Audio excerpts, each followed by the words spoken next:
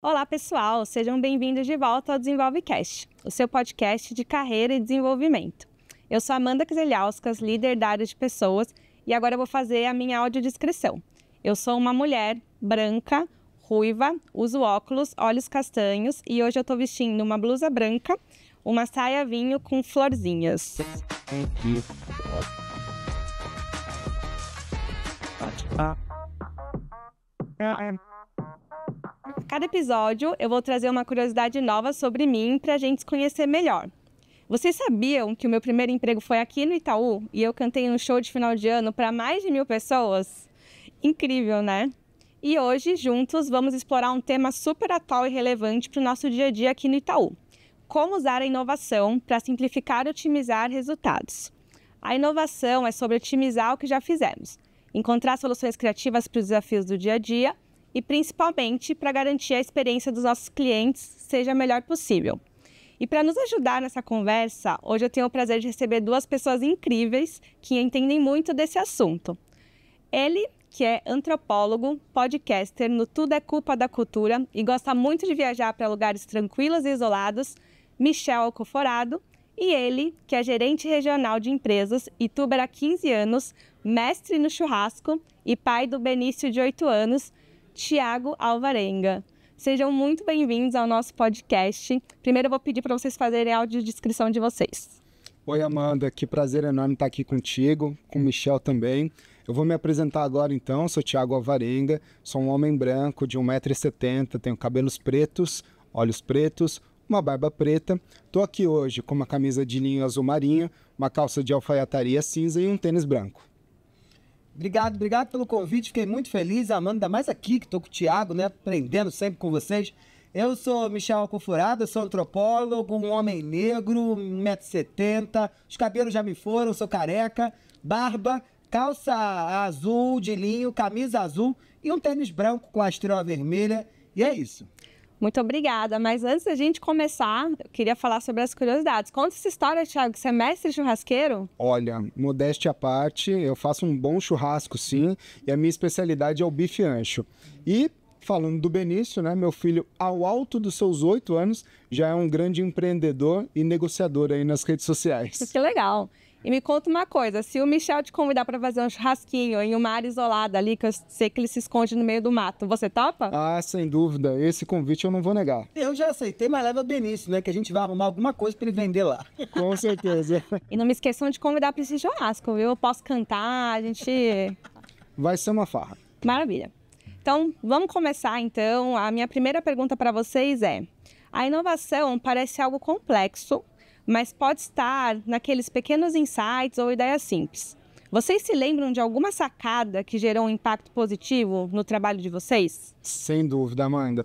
Acho que quando a gente fala de inovação, muitas vezes a gente fica pensando em criar algo transformacional, algo disruptivo, e muitas vezes é algo simples. Quando a gente fala aqui do Itaú Empresas, muitos dos nossos clientes têm aquela aversão ao crédito, acha que trabalhar com capital de terceiros é ruim, né, que ele precisa trabalhar com capital próprio, tomar dinheiro em banco é algo que não vai trazer benefício para a empresa e muitas vezes eles deixam de passar enormes oportunidades. Eu gosto de dar alguns exemplos, né, que muitas vezes se o cliente, dependendo do seu regime de tributação, faz uso de um crédito de terceiros, ele pode deduzir isso da base de cálculo do imposto de renda dele, ele pode acessar recurso no exterior, que é muito mais barato do que o que a gente tem aqui de capital local, e muitas vezes alavancar projetos, né, encurtar o tempo. O que a gente fez? Algo super simples. A gente criou um simulador, algo bastante visual para mostrar qual é o impacto que essa tomada de recursos poderia trazer.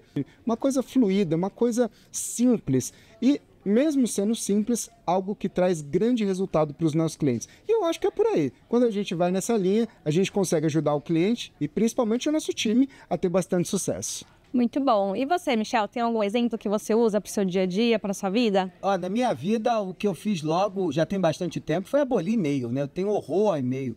Aquele negócio que vai se amontoando, se mistura com spam e a gente não sabe de onde vem tanta coisa, acaba se perdendo.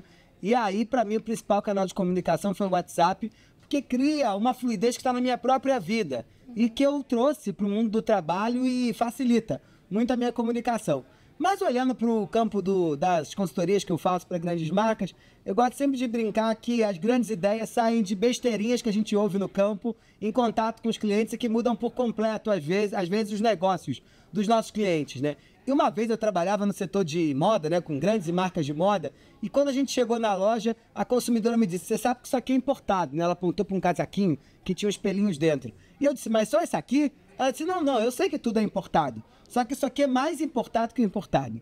E aí a gente criou uma tag vermelha, escrito importado, que começou a estar colada em alguns produtos que ficavam dentro dessa loja. Isso aumentou o markup do produto em torno de 25%. Mudou o game. Coisa simples gera grandes ideias, né? A gente não precisa ficar equilibrando demais, porque às vezes de um insight vem através de uma falinha boba. Isso me lembra um negócio, Michel. Muitas vezes a gente fica falando que tem que ser assim, que tem que ser assado. Uma coisa que eu costumo falar muito pro meu time é que não tem certo e não tem errado.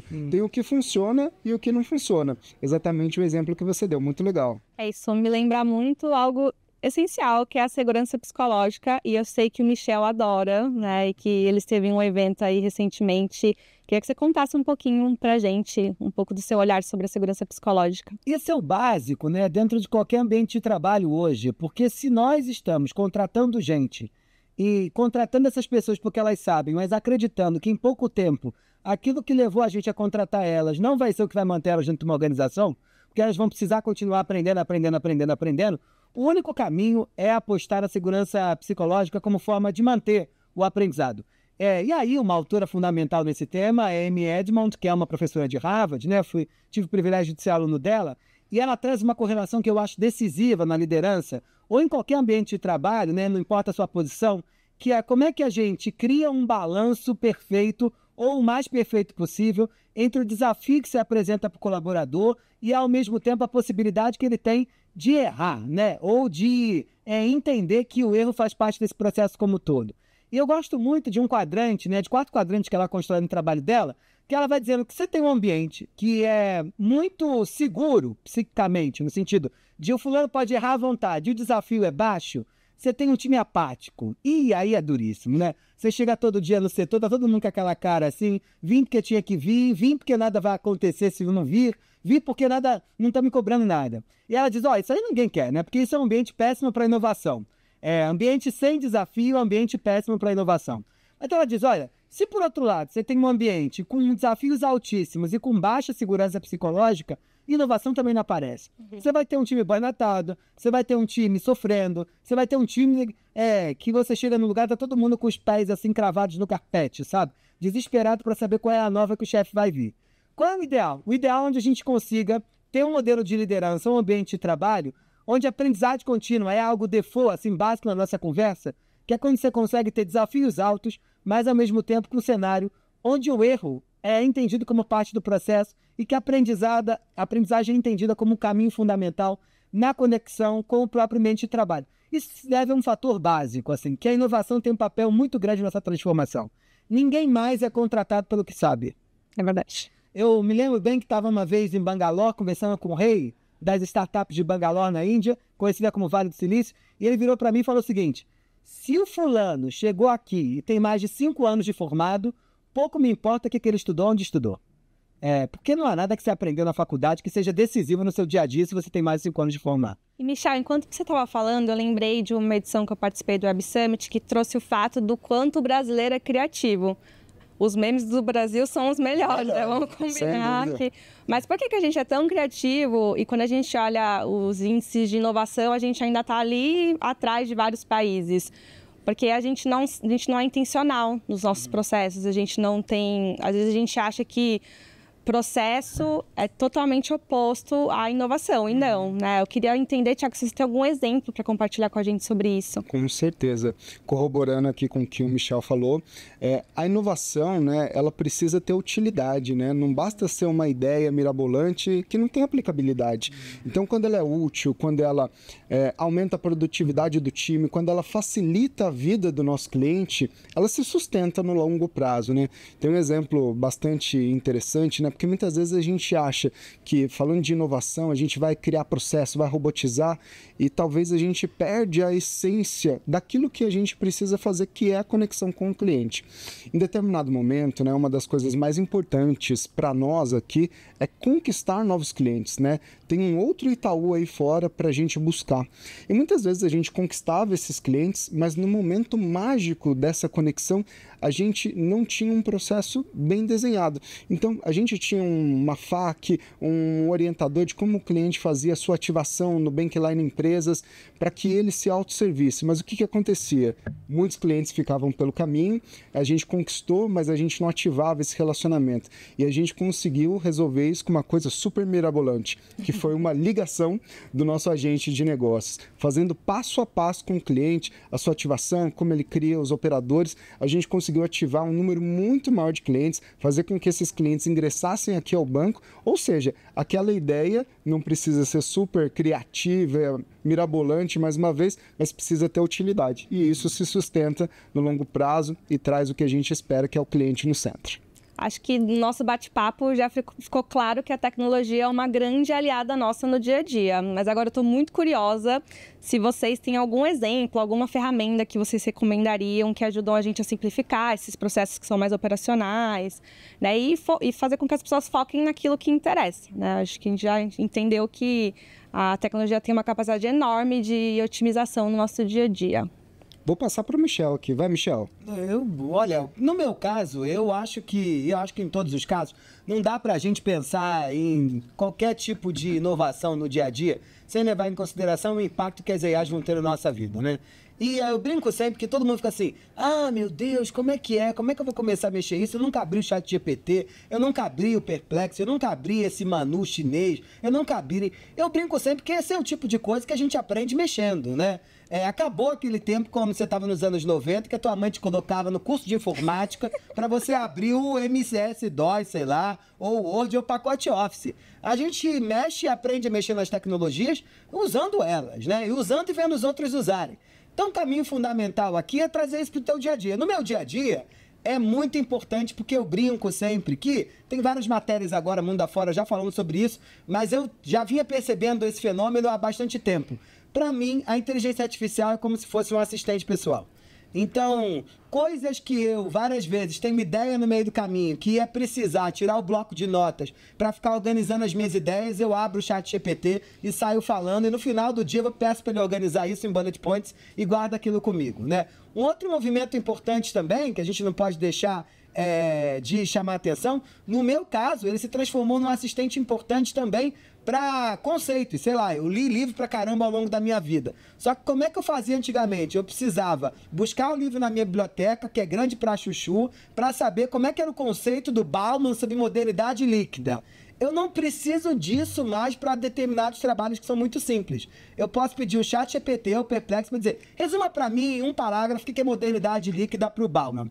E aquilo às vezes já é suficiente. Então me poupou tempo. Eu acho que a tecnologia, né, sobretudo quando a gente está pensando em inteligências artificiais, tem um poder fundamental de ajudar a gente a fazer coisas que a gente demorava mais tempo para fazer de um jeito mais rápido. É para isso que serve qualquer aparato tecnológico. E na inteligência artificial isso fica mais claro, só que traz uma dimensão individual, né? E aí a dica que eu tenho é usa do teu modo, porque não tem manual de instruções para ChatGPT ou para qualquer inteligência artificial. A gente tem que usar do nosso modo. Então cria o teu modo. Eu agora viajei, e olha a loucura, fui de férias, né? Fui trabalhar e depois tirei uns dias de férias. Não precisa mais montar roteiro, né? Você fala, querido, olha, eu tenho tal budget, vou estar tal cidade, esse é meu hotel. Monta pra mim um roteiro de lugares cools, assim, sei lá, meio hipsters, pra esse dia X, de 8 da manhã e 5 da tarde, e depois eu quero sair pra jantar e quero um drink depois do jantar. É isso, 2 minutos. Ele sai com o teu roteiro. Isso é trazer pra tua vida.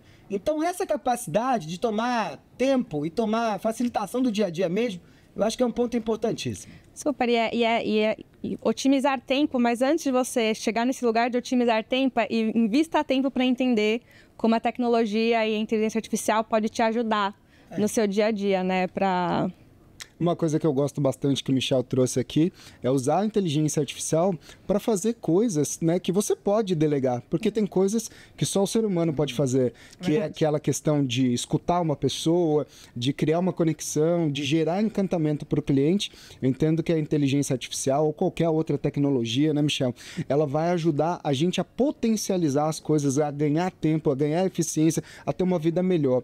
E como o Michel colocou, eu acho que a gente precisa se jogar. Se a gente pegar aqui o estudo das gerações, né? Como é que a geração alfa, né? Que é a geração do meu filho, como é que eles usam isso assim, sem aprender nada com ninguém antes? Porque eles vão usando, eles vão testando, eles vão errando, vão fazendo de novo. Eu acho que esse é o grande ponto. Ela veio para nos ajudar. Muita gente fica com medo, né? Das novas tecnologias, da inteligência artificial, mas ela veio aqui para potencializar e melhorar a nossa vida, sem dúvida nenhuma. E não tem que ter medo, não tem que ter medo. Eu brinco sempre que inteligência artificial é bom para coisas que são produtos de pensamento. O que é isso? Coisa que alguém já tinha descoberto como faz, e aí a máquina aparece e consegue fazer aquele caminho que era do querer fazer para o resultado do que foi feito de um jeito mais rápido. Agora, tem algo que é só nosso. E aí é que a gente vai precisar de humano à beça, que é o pensar sobre o pensar. Né? Então, é refletir sobre o próprio comportamento e usar as máquinas e as tecnologias para dar conta disso. As máquinas não serão criativas como nós somos jamais, porque elas não têm essa habilidade de pensar sobre o pensar.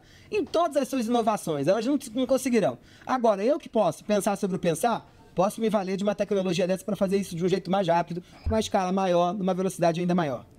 Muito bom, gente. Estou adorando o papo, adorando os exemplos. Agora eu vou puxar a gente para o futuro. Então, quais tendências de inovação vocês acreditam que terão maior impacto na forma de como o Itaú se relaciona com seus clientes? Que passos podemos tomar hoje para nos preparar para essas mudanças, né? Quando eu falo preparar para essas mudanças, gente, o futuro já é hoje, né? Essa noção de tempo já é muito mais acelerada, né? Como que vocês enxergam isso?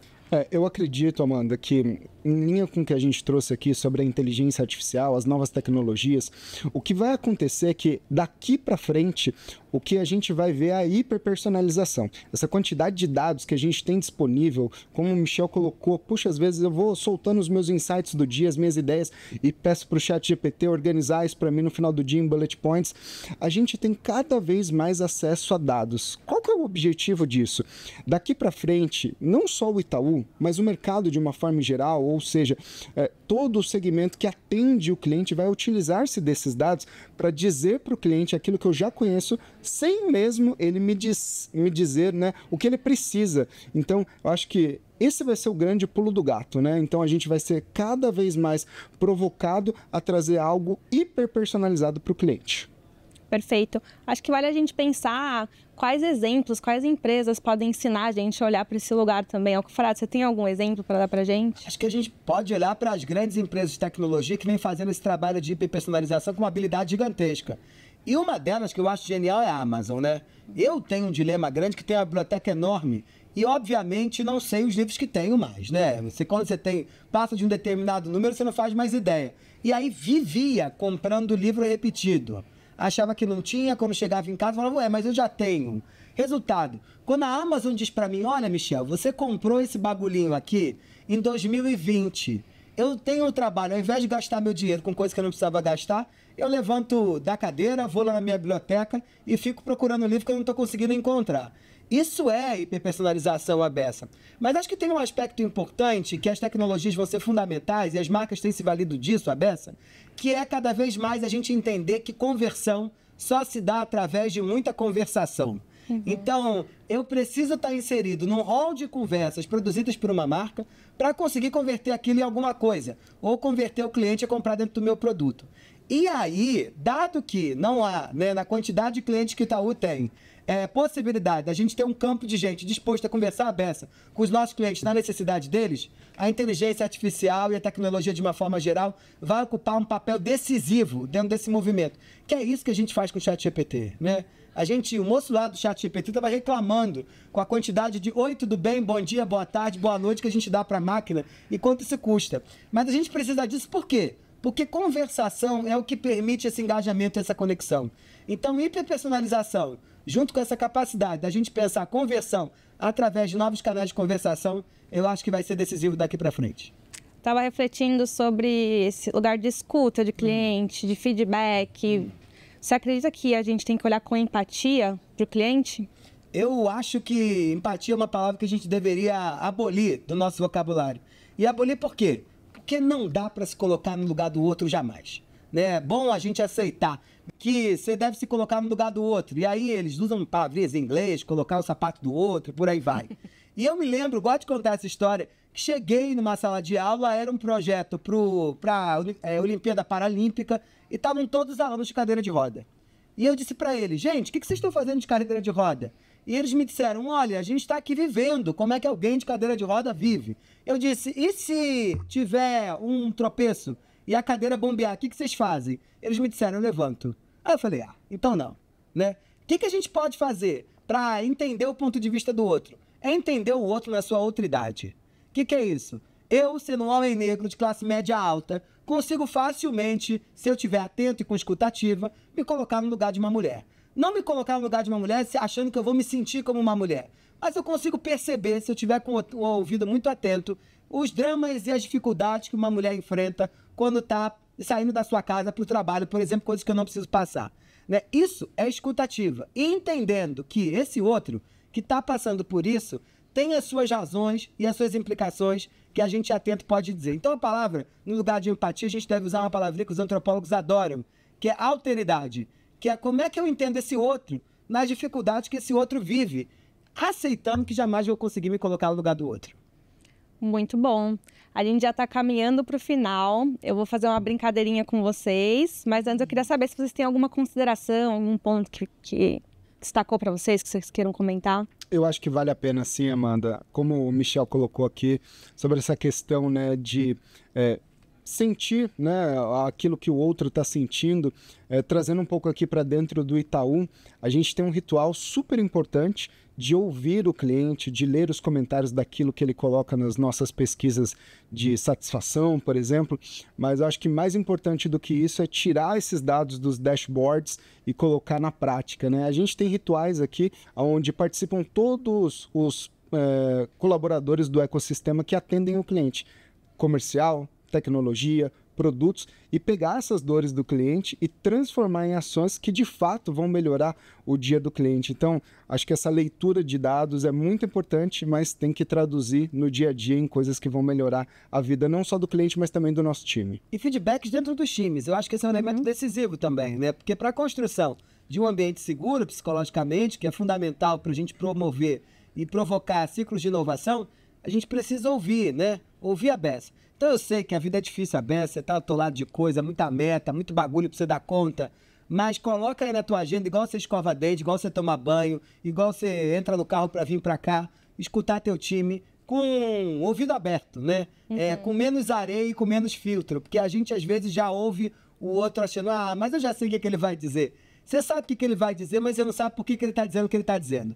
Então o caminho fundamental é esse. Perfeito, a nossa cultura fala, a gente não sabe de tudo e vamos de turma, né? Exemplos perfeitos. Gente, sensacional, muito obrigada, as trocas foram incríveis, mas eu quero saber se vocês estão preparados para o nosso bate-bola. Vamos lá. Como que vai funcionar? Eu vou falar uma frase para vocês, vão completar com o que vier na cabeça, tá?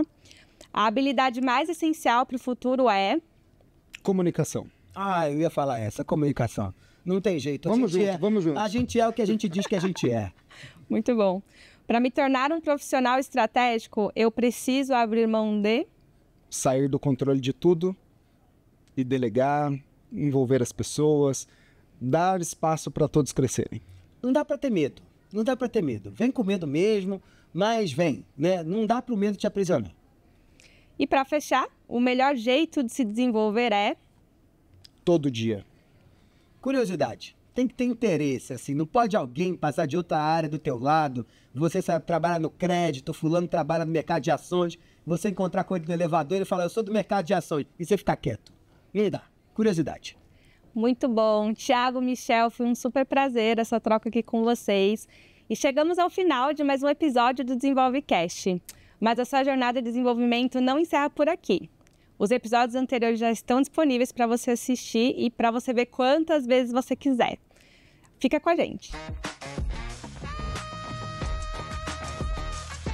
Bate-papo.